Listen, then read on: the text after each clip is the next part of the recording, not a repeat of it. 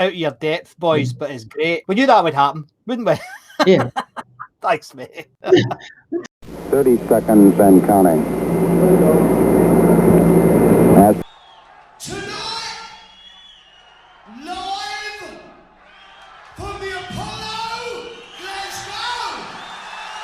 Hello there, Scott and Andy here. How you doing? My name's Scott MacArthur, and I live in the Cotswolds, and he is Andy Muir, and I am currently living in Sydney, Australia. I'm still a bit knackered from last night at football. I wasn't knackered because it was the morning for me. And I was greeting like a Wayne. It was ridiculous. Anyway, welcome to the Glasgow Polo live broadcast. We've got some ideas about how we're going to run this, but we want it to be a fan-based thing, so it would be really cool if folk could give us, some help with that and come up with some ideas. It's been 17 years Sandy and I started the Glasgow Apollo website, and the thing went absolutely bloody mental. I mean, Lorraine was at the Wings gig as well. You both get terrible taste in music. Did you see a wee boy looking confused? Is that was me? This is insane. It's just formative. You saw the Wombles.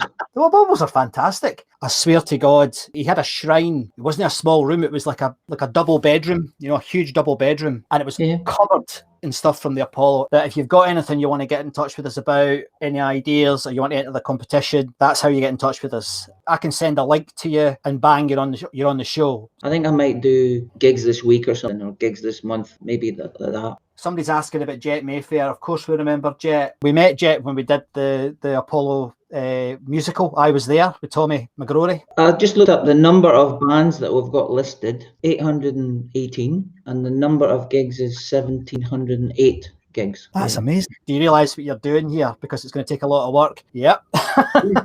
I reckon you could nearly rebuild the Apollo with the amount of folk that say they've got an artefact. There was a hairdresser in Sauchiehall Street. It was all very posh. In the window, he had a glass box, and in that glass box, there was a brick.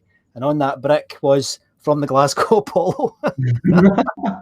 I had two armrests, a blue thick corduroy, and I got that Iron Maiden. I didn't break it off anything. No. It was just lying on the ground. I think I got another one from, I don't know, it might have been Dio or something, but it was the same. The chairs just broke. Jack McCafferty, if you want to join he's got lots of bootlegs there that you can, great resource there he's got. We're not running Radio Clyde here.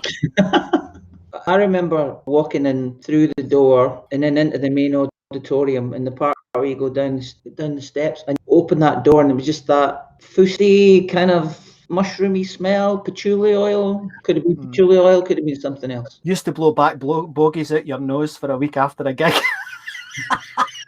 Stranglers and Nude Women, shock. Great gig.